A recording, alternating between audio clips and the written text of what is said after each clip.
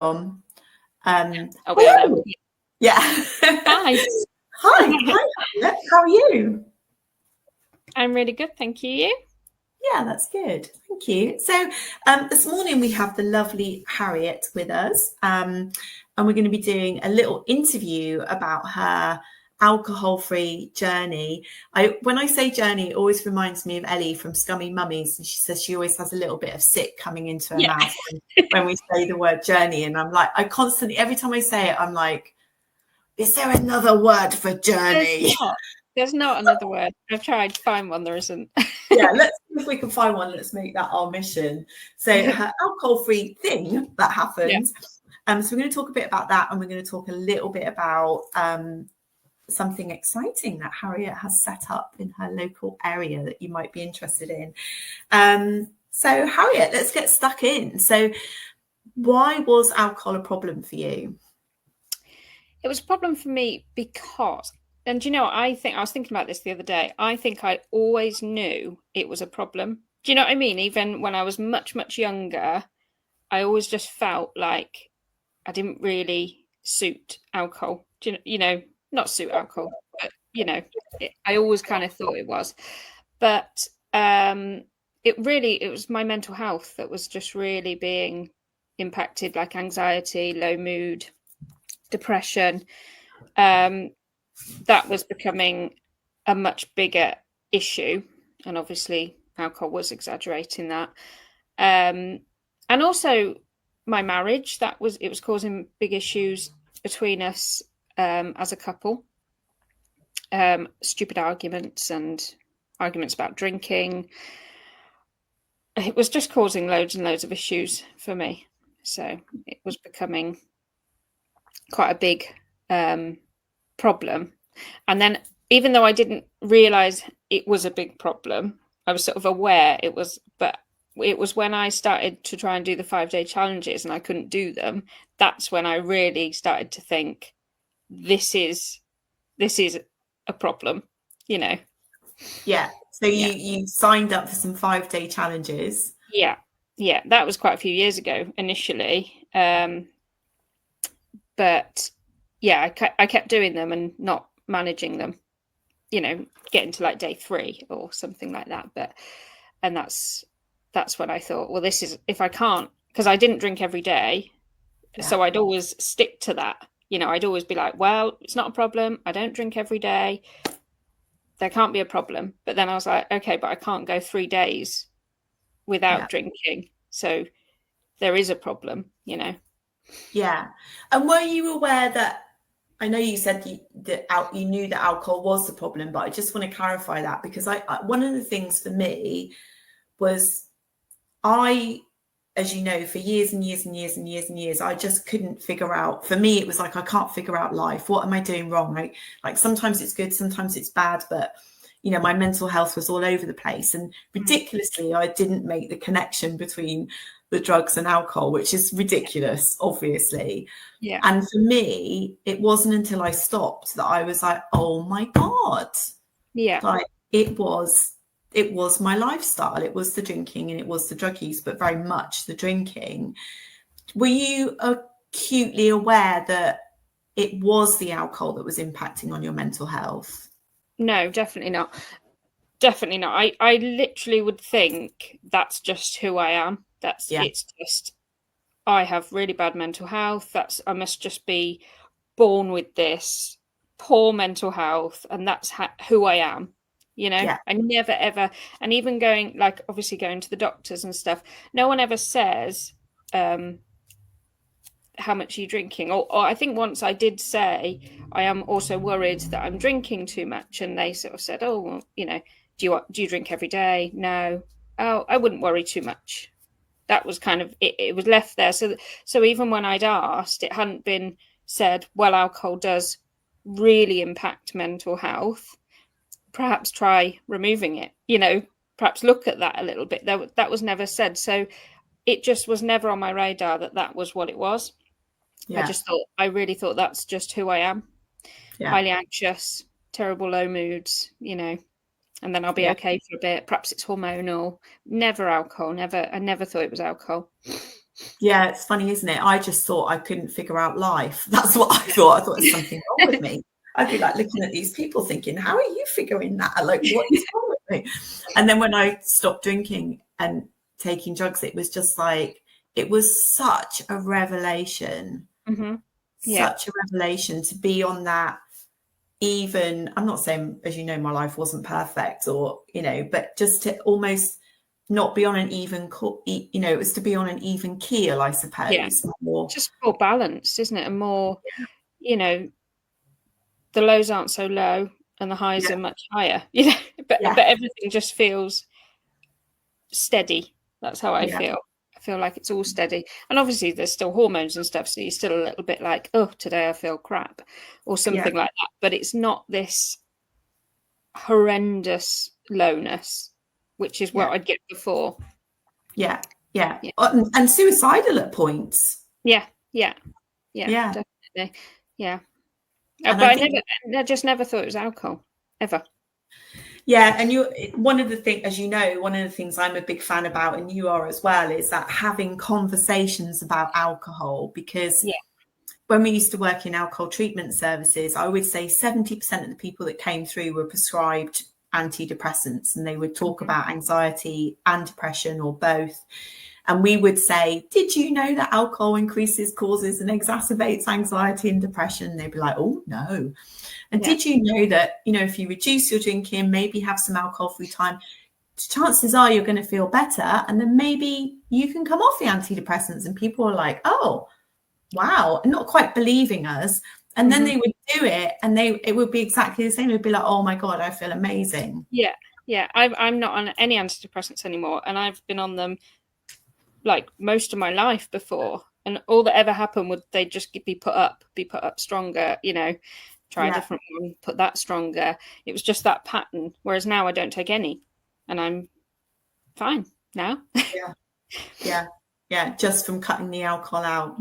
Yeah. And I really thought that was who I am. And that's who I'd always be, with or without, because I didn't put the connection with the alcohol. That's just who I am. Do you know what I mean? Yeah. So are you alcohol free? Did you reduce? What did you do? Yeah, I've been alcohol free it will be 2 years in November. Brilliant. So it's like 19 months, I think now. Yeah, it was 600 days last week. So fantastic. Yeah. Long time. Yeah. And do you enjoy being alcohol free? I love being alcohol free. I absolutely love being alcohol free. And do you know, I was driving home the other day and I thought, and I was having like an emotional moment about my son being, you know, teenagery and stuff. And I just thought, God, I can't imagine doing this, you know, bringing up preteens and teenagers. I can't imagine doing this whilst drinking. Whereas, and I loved that I thought that, because I used to think I cannot imagine ever not drinking. I can't imagine living not drinking or enjoying stuff. And it's the best thing I've ever done, ever. It's just changed. It has changed my life. It sounds so cheesy, doesn't it? But it's just every little thing, like my marriage, my mental health, my parenting, me at work, you know, my writing. It's everything has just improved. There's nothing, and obviously then in turn my health's improved. Yeah. Not that my physical health was bad or anything, but I'm now aware that I'm not doing that's going to help me in future. Yeah, for sure. So how did you do it then? Well, I think I was I hate the word sober curious. Is there another word for that? But you know what I mean? I was like, it was on my radar. Yeah. Well, I've said this before, but I used to follow the Scummy Mummies. And a lot of their stuff years back, and they're not really like this now, but years back, they were quite in the mummy wine culture. Their podcasts they were always having a glass of wine, you know, and I leaned massively into that because then if I did have a worry that, oh, am I drinking too much? Or if that was sort of a thought, then I would think, well, they're having a wine. we're all busy, we're mums, this is what we do. So I really fell into that. And it was, funnily enough, then Ellie's podcast with you, Sort Your Shit Out, that I listened to purely because it was Ellie doing it. I just came across it. I was like, oh, what's this? And then I was a bit annoyed because it was like this, this alcohol-free thing. And I was like, oh, I don't know if I want to listen to this. But I started listening to it and I binged it. I just listened to the whole thing. And I loved it because everything before that I'd listened to that had been about alcohol was very black and white. Like, you either drink or you don't drink. That's it. And I was not in any way ready to be like, I'm not going to drink. So it was perfect for me to just listen to and not feel, because Ellie wasn't removing alcohol, was she? She was just educating herself about it and looking at it. Yeah. So that, I just loved that podcast. That's what made me start getting thinking. And that's what got me onto the 5-day challenges, because then I started following women who don't drink. And I started seriously sort of looking at it and just taking, and I used to think, looking back, that I used to fail a lot with these things, these 5-day challenges, and then doing it in myself, trying to remove it myself and stuff. But looking back, it was all learning, and it was all, but then I did join the accountability group. And that's when I really started removing it. I just really committed myself to it. Yeah. Mm-hmm. You made it very important, didn't you? It's almost like it's like a project, like you've signed up for college, you're doing a degree course. Yeah. It was like I've made it my job. And it was, because I'd done the 5-day challenges. So it was always on my radar. And then that summer, that was the start of 2023.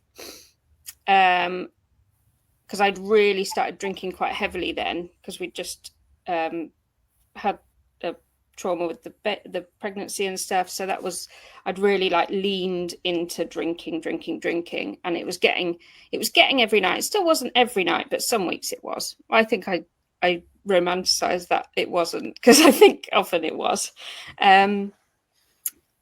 But then I signed up. Oh, I signed up to do Sober October. That's right, I remember, yeah. Yeah, so I'd done the 5-day challenges in the March of that year. And then all throughout the summer, I'd been using my Dry app. But then if you look at June and July, it's just not even been filled in, because it was just blank. Then I did the Sober October, and still I wasn't thinking I want to stop drinking. I was just dead set on, I want to be a normal drinker. I was obsessed with this, I just want to feel like I'm in control. Whereas I was really starting to feel out of control with it. I really wanted a wine. And even on the days where I'd set in the morning, I'm not going to drink today, I'd find myself at 5 o'clock opening a bottle of wine. And I thought, this is ridiculous. So I did Sober October, and I realised after that, the thing that had really worked for me was the accountability of people were donating money.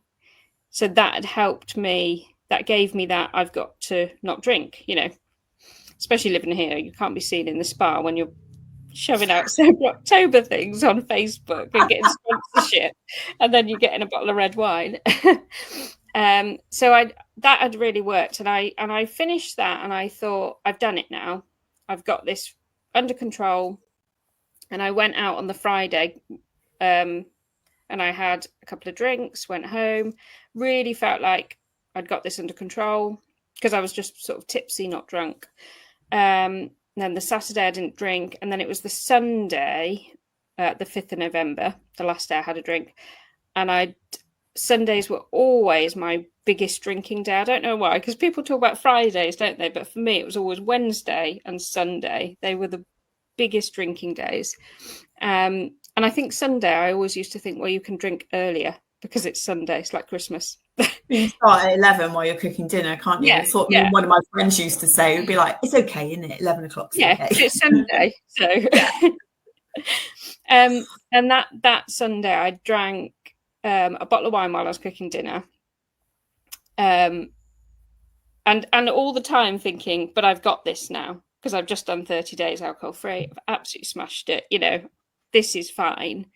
And then I went to the shop, and it was just back to old patterns. I knew what I was doing. You know, in my head, I was like, oh, well, I need some more gravy granules, knowing that I did, you know, but I'm just going back to the shop, buy 2 more bottles of wine. And I drank 3 bottles of wine, and I can't remember anything that night, really. I don't even know if I finished cooking the dinner. I must have done. I think I would have just got through it. But it was that Monday morning, and I woke up and I thought, and I said to Sam, because I was being sick and stuff, and I just said, I don't want to like be here anymore. You know, I just can't. I don't think I'll ever, because I'd realised then that that 30 days hadn't worked how I'd wanted it to work. And I will always revert back to this person that just can't stop, you know, can't. Once I've gone to 2 drinks, that's game over. Then I'm going to have 5, 6, 7. And I thought, I've tried for like, because it had been a year since doing the 5-day challenge at this point, or nearly a year. And I thought, I've tried all year to just moderate and reduce and remove, and nothing is working. So I felt I felt suicidal that day. So, and that's the day I joined. That's the day my brain went, remember that group that she was talking about at the end of the 5-day challenges, you know, because I was like, that's what worked in the October, is the accountability, and just having that, like, okay, I'm doing this today, and someone else going, okay, that's what you're doing today. I've heard you. You know? So I signed up that day, and I've never drank since. But I did it every day, every single day. I used to post like constantly in the group. I joined. I don't think I missed a Zoom call for at least 6 months, and I really prioritized it. And at the time, I did feel a little bit like, especially with the kids, and I've got quite a busy life.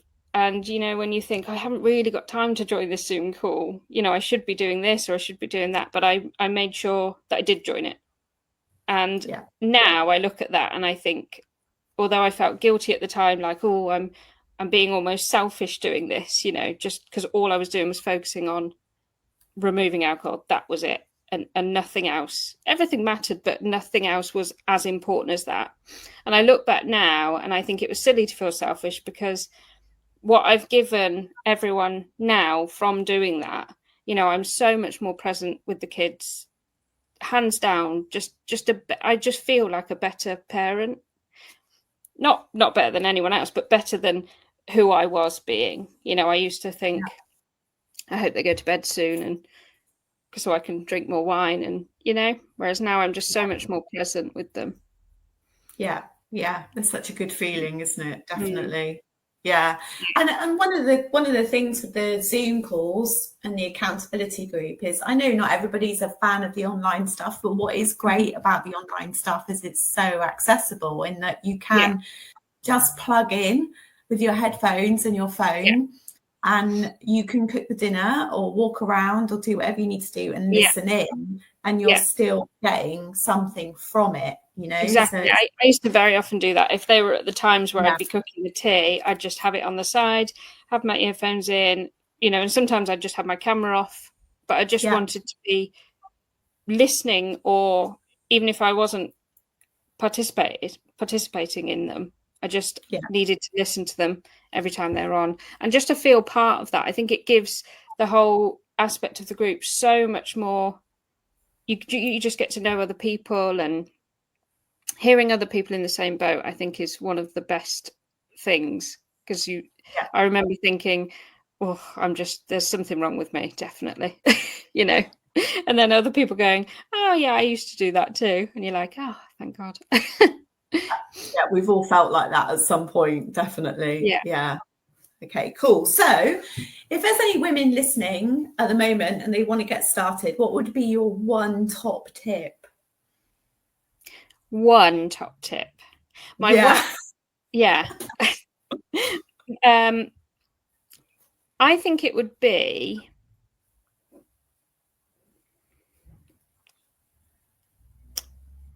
I think it would be like commitment to yourself. That, like, really being committed. But then I also want to say education about, like, reading drink. But you said one, so I'm going to go with commitment. Yeah. The education piece is really great, isn't it? At the start of that factual stuff with drink by Professor David Nutt, because then you're making an informed choice. There's no escaping. You're not buying into the marketing, advertising that we've been sold, and the lovely packaging and the lifestyle stuff. And it's like, no, these are facts. This is what's going on with alcohol. Yeah, exactly. And for me, it was the learning what it does to your brain, you know, learning how it works, what feeling drunk is and stuff like that. Because it wasn't really the health stuff for me, but the education of how it's working and what it's actually doing. That was like, oh, I don't want that, you know. That really helped me. I mean, you've heard me say this every time I do it. If I slip into and do an education piece, it blows my brains every time I do it, because it's just like, wow, you can go and buy this stuff in the corner shop, and it's just like this. And it takes me an hour to reel off all the risks without going into detail, just the headlines. Yeah. And we just never told it. No. We never told it. No, definitely not. Okay, so, but also, since you've been alcohol free, you've done some exciting stuff with it as well, haven't you? What have you been doing?